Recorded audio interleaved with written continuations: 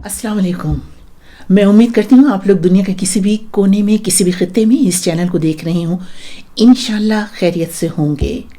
दोस्तों, अगर आप लोगों को वीलॉग पसंद आए तो प्लीज़ उसे लाइक भी ज़रूर कर दिया कीजिए। आज इस वीलॉग में मुझे कुछ बात करनी है। आप लोगों को इल्मी होगा ये कि जो सहाफ़ी इमरान रियाज ख़ान हैं वो चंद हफ्ते कबल वो किसी तरह छुप छुपा कर पाकिस्तान से निकले थे, और ये कहा गया है, बताया जाता है सोशल मीडिया पर ही कि जो पीटीआई के रहनुमा है कासिम सूरी, उन्हें निकलने में, वहाँ से पाकिस्तान से निकलने में बाहिफाजत बखैरियत मदद की है। तो इस बारे में पाकिस्तान के सोशल मीडिया में जिस किस्म की बहस और मुबाहिसा और इल्ज़ामात का सिलसिला जारी है वो इंतहाई ज़ालिमाना और बेहिसी पर मबनी है। बस इसी पर मैं कुछ आप लोगों से आज बहुत मुख्तसर सी गुफ्तगू करूँगी और 2 निकात मैं पेश करूँगी इस सिलसिले में। एक बहस तो ये चल रही है कि इमरान रियाज खान को कासिम सूरी ने मुल्क से फ़रार करवाया है, यानी मुल्क से स्मगल करवाया है, और ये जो स्मगलिंग है, यानी कि जो इंसानी स्मगलिंग है, वो जुर्म के ज़ुमरे में आती है। इसलिए कासिम सूरी जो हैं वो एक तरह से मुजरिम हैं, उनके ख़िलाफ़ कार्रवाई की जानी चाहिए। तो मुझे ऐसे लोगों से ये पूछना है कि क्या इमरान रियाज मुल्क से पहली मर्तबा निकले हैं? इससे पहले जो इंसान स्मगल होते रहे, जहाज के जहाज डूबते रहे, अभी तो चंद हफ्ते कबल की बात है कि गुजरात के खित्ते की जो मुख्तलिफ शहर कस्बे हैं वहाँ के 60 लोग अभी यहाँ समंदर में डूब कर मरे हैं। तो उस वक्त तो आप लोगों में से किसी का ये ट्वीट मैंने इस तरह का नहीं देखा, या सोशल मीडिया पर इस तरह की कोई बहस मुबाहिसा नहीं देखा कि ये इंसानी स्मगलिंग है, ये जो स्मगलर्स हैं इन लोगों को सज़ा मिलनी चाहिए। लेकिन अब जो इमरान रियाज जिस तरह से जान बचाकर अपनी न जाने किस तरह से छुप छुपा कर खैरियत से निकलने में कामयाब हुआ है, और अगर कासिम सूरी ने उनकी मदद की है तो वो इंसानी स्मगलिंग के ज़ुमरे में आ गया, और वो बहुत बड़ा जुर्म है, और इस पे आप लोग बात कर रहे हैं। तो पहले तो ये सुनिए कि इमरान रियाज मुल्क से फरार नहीं हुए, वो अपनी जान बचाकर भागे हैं। क्या आपके इल्म में नहीं कि चंद माह कबल उन्हें किस तरह से अगवा किया गया था, उठा लिया गया था बगैर कुछ बताए, और 4 माह तक वो इस तरह से कैद में रहे हैं कि किसी को ये इल्म नहीं था कि इमरान रियाज कहाँ हैं।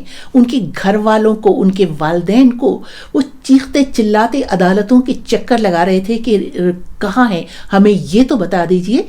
ये तक नहीं बताया गया था। लेकिन इमरान रियाज को क्यों उठाया गया था, सुनिए ये क्लिप। ये वजह थी, इंसानों का वजूद सवाल बना हुआ है। देखो, इनको 22 करोड़ सवाल आपके सामने खड़े हैं, 2 जवाब। यही 2 दिन पहले मेरे ऊपर जवाब देने के बजाय 6 पर्चे हो गए एक रात के अंदर। लेकिन जवाब तो देना पड़ेगा, जवाब मांगेंगे, जवाब लेंगे। हम इनसे पूछेंगे कि तुमने कहा था ये सारे चोर हैं, तुमने कहा था ये सारे डाकू हैं, तुमने मुझे सबूत दिए थे, मुझे वीडियोस दिखाई थी, मैं गवाह हूं, मुझे इनकी इन्वेस्टिगेशंस की वीडियो दिखाई हैं। बहरहाल उस वक्त तो उन्हें ना जाने क्यों किसी न किसी तरह से छोड़ दिया गया था, ये समझ के कि शायद अब ये जो इतनी हमने इनके ऊपर जबर किया है तो शायद अब ये जाकर वही बात कहेंगे जो हम इनसे कहलवाना चाह रहे हैं। लेकिन बाहर निकलकर इमरान रियाज ने अपनी उसी जो उन्होंने एक मर्तबा अज़्म इरादा कर लिया था, एक कमिटमेंट कर ली थी, उसी पर अमल करते रहे। लिहाजा एक मर्तबा फिर इमरान रियाज को जान से मारने की धमकियां मिलनी शुरू हो गईं। इमरान रियाज को तो इससे बहुत पहले मुल्क से किसी न किसी तरह निकल जाना चाहिए था, और अगर कासिम सूरी ने इमरान रियाज को मुल्क से निकलने में, बाहिफाजत एक दूसरे मुल्क में पहुंचने में मदद की है तो उनका बहुत शुक्रिया। वरना कुछ अजब नहीं था कि किसी दिन इमरान रियाज की भी बिल्कुल उसी तरह خبر سن لیتے ہم سب جس طرح سے ارشد شریف کی خبر سنی اور کچھ نہ کر سکے۔ اب دوسرا لطیفہ سنیے کہ سوشل میڈیا پر ایک یہ بحث بھی چل رہی ہے، بلکہ عمران ریاض کا سابق وزیر اعظم نواز شریف سے مقابلہ کیا جا رہا ہے، اور یہ لکھا جا رہا ہے کہ جب نواز شریف ملک سے گئے تھے تو عمران ریاض نے ان پر بہت کڑی تنقید کی تھی اور کہا تھا کہ وہ ملک سے فرار ہو گئے۔ عمران ریاض اور 3 مرتبہ کے وزیر اعظم نواز شریف کا آپس میں کوئی موازنہ بنتا ہے؟ نواز شریف ملک کے 3 مرتبہ وزیر اعظم رہ چکے ہیں، اور عمران ریاض ریاستی جبر سہنے والا، 4 ماہ تک ریاستی جبر سہنے والا ایک صحافی ہے۔ عمران ریاض تو نہ جانے کس طرح بچتا بچاتا اور کن مشکل حالات سے گزر کر ایک کسی دوسرے ملک میں پہنچا ہے، لیکن نواز شریف صاحب تو باقاعدہ VIP طریقے سے اپنے پاکستان کے گھر سے اپنے دوسرے ملک، دوسرے گھر میں لندن میں علاج معالجے کے لیے آئے تھے، بڑے شاہانہ طریقے سے یہاں آئے تھے۔ اس وقت تو میں بھی یہی سمجھ رہی تھی کہ نواز شریف صاحب بیمار ہیں، بہت اچھی بات ہے کہ انہیں باہر جانے کی اجازت دے دی گئی جبکہ ان کے معالج وغیرہ یہاں ہیں، گو کہ یہ اپنے طور پر ایک بہت ہی المیہ ہے کہ جو تمام جو یہ اشرافیہ ہے وہ اپنے علاج کے لیے ملک سے باہر آ جائے۔ لیکن بہرحال تو میں نے یہ کہا کہ اچھا ہوا ان کو نواز شریف کو اجازت مل گئی، لیکن لندن آنے کے بعد تو وہ ایک مرتبہ بھی ہسپتال میں داخل نہیں ہوئے، اور نہ ان کی جو ان کے پلیٹس وہاں پر روز بروز گر رہے تھے اور ان کی زندگی کو بتایا جا رہا تھا کہ بہت زیادہ خطرات ہیں، لیکن یہاں آ کر تو کوئی ایسی خبریں بالکل نہیں سننے کو ملی، اور پھر وہ اپنے ملک واپس بھی نہیں گئے، جس سے یہ بالکل واضح ہو گیا کہ وہ علاج کا بہانہ بنا کر ملک سے نکلے تھے، یا کچھ لوگوں نے جیسے کہتے ہیں کہ عمران ریاض کہتے تھے کہ وہ ملک سے فرار ہوئے ہیں۔ تو ایک جو قوم کا لیڈر ہونے کا دعویٰ کرے اور وہ قوم سے اس طرح جھوٹ بول کر ملک سے نکلے تو اس پر تو تنقید بنتی ہے، لیکن عمران ریاض پر بالکل کوئی تنقید نہیں بنتی۔ پھر ایک اور لطیفہ، مریم بی بی یہ فرماتی ہیں کہ قید و بند کی صعوبتیں تو میں نے بھی بہت برداشت کی ہیں۔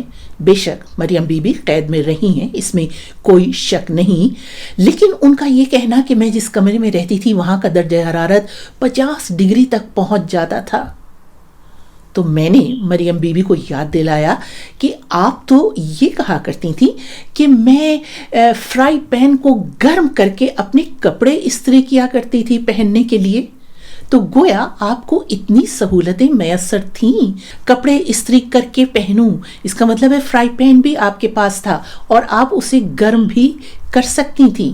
لیکن عمران ریاض، اس کو رات کو یہ پتہ نہیں ہوتا تھا کہ وہ صبح زندہ بھی اٹھے گا یا نہیں، اس کے والدین کو، اس کے گھر والوں کو، بیوی بچوں کو یہ علم نہیں تھا کہ عمران ریاض گھر واپس زندہ لوٹے گا بھی یا نہیں۔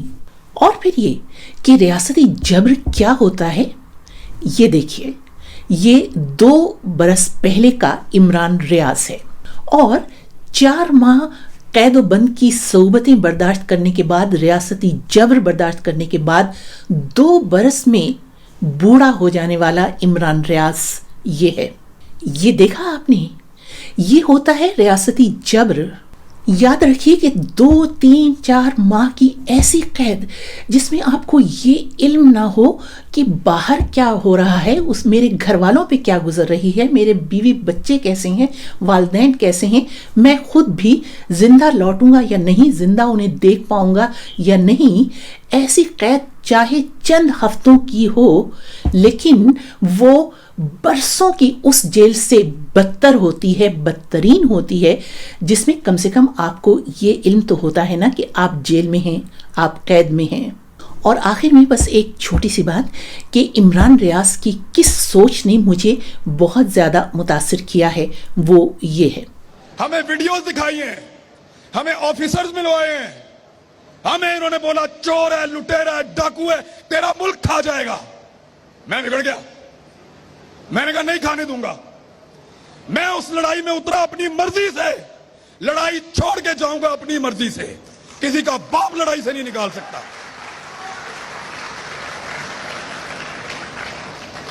मुझे आपने लड़ने के लिए कहा, मैं अपनी मर्जी से लड़ने के लिए आया।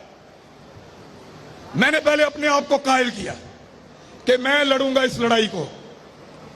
आप इस लड़ाई को छोड़कर चले गए, अधूरी छोड़ दी आपने लड़ाई। कल वो चोर थे, डाकू थे, आज ऐसे नहीं हो सकता, नहीं मानेंगे, दिल नहीं मानता, जवाब देना पड़ेगा, जवाब मांगेंगे, सवाल करेंगे, क्योंकि पहली मर्तबा आपको टक्कर के लोग मिले हैं।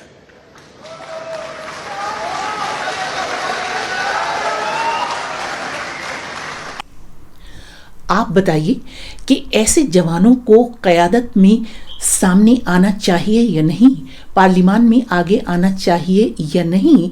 और ये भी सोचिएगा कि मुल्क में 40-50 साल से जैसी तैसी भी जमहूरियत है, उसमें ऐसा निज़ाम क्यों बनने नहीं दिया जाता जिसमें ऐसी नौजवान क़यादत सामने आ सके जो कौम के लिए कुछ करने का जज्बा रखती है।